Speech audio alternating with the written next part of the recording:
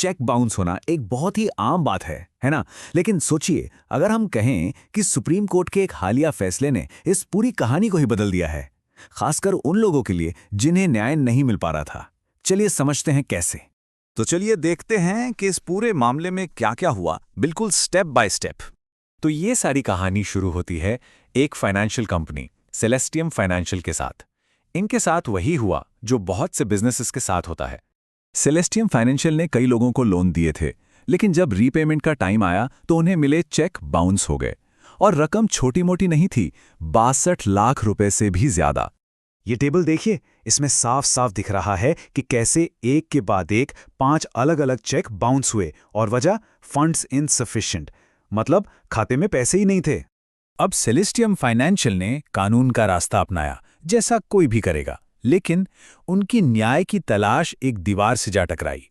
देखिए हुआ क्या, 2018-19 में चेक बाउंस हुए, उन्होंने केस फाइल किया, लेकिन नवंबर 2023 में निचली अदालत ने उधार लेने वालों को बरी कर दिया, ये कहते हुए कि सेलेस्टियम अपना कर्ज साबित ही नहीं कर पाई। और जब उन्होंने हाई कोर्ट में अपील करने की कोशिश की तो जून 2024 में हाई कोर्ट ने भी उनकी याचिका खारिज कर दी। हाई कोर्ट का कहना था कि निचली अदालत के फैसले में ऐसी कोई बड़ी गड़बड़ी नहीं है जिसे बदला जाए। सोचिए, सेलेस्टियम के लिए तो सारे रास्ते जैसे बंद ही हो गए थे। और यहीं से इस पूरे केस का सबसे बड़ा, सबसे जरूरी सवाल सामने आया। एक ऐसा सवाल जिसने पूरे मामले का रुख ही बदल दिया। सवाल ये था कि जिसका चेक बाउंस हुआ है वो कानून की नज़र में है क्या, सिर्फ एक शिकायतकर्ता या फिर एक पीड़ित। अब ये दोनों शब्द सुनने में एक जैसे लग सकते हैं, लेकिन कानून में इनके मतलब जमीन आसमान का फर्क ला देते हैं।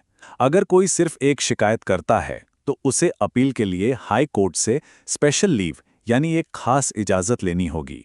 ये एक मुश्किल रास्ता है, जैसे किसी बंद दरवाजे की चाबी मांगना। लेकिन अगर किसी को पीड़ित माना जाता है तो अपील करना उसका एब्सोल्यूट राइट यानी पक्का अधिकार है। कोई इजाजत की जरूरत नहीं, उसके पास चाबी पहले से ही है।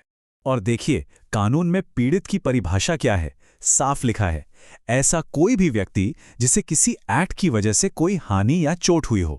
अब आप ही बताइए, एक बाउंस चेक से जो फाइनेंशियल लॉस होता है वो इसमें आएगा या नहीं? बिल्कुल आएगा। तो अब सवाल ये था कि सुप्रीम कोर्ट इस उलझन को कैसे सुलझाएगा। इसके लिए कोर्ट ने इतिहास के पन्ने पलटे, दशकों पुराने लीगल रिफॉर्म्स को देखा और एक बहुत ही अहम पुराने फैसले पे गौर किया। देखिए, पीड़ितों के अधिकारों की बात कोई नई नहीं है। यह सिलसिला 1996 से चल रहा है।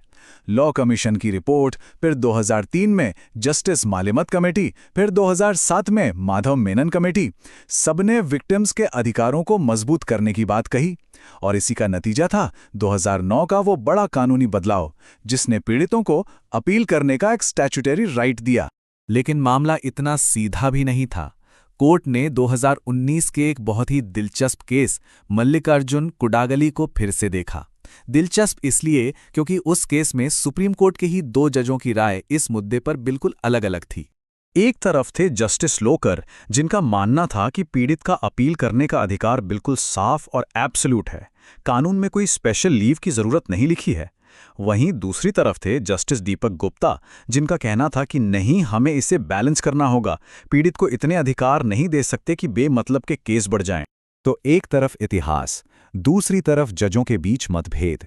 इन सबको तौलने के बाद सुप्रीम कोर्ट ने अपना अंतिम फैसला सुनाया, एक ऐसा फैसला जिसने सारी कंफ्यूजन दूर कर दी।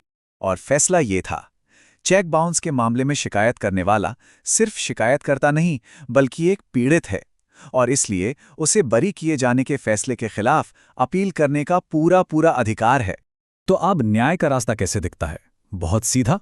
अगर निचली अदालत किसी को बरी कर देती है तो जिसका चेक बाउंस हुआ था उसे एक पीड़ित माना जाएगा और वो सीधे हाईकोर्ट में अपील फाइल कर सकता है।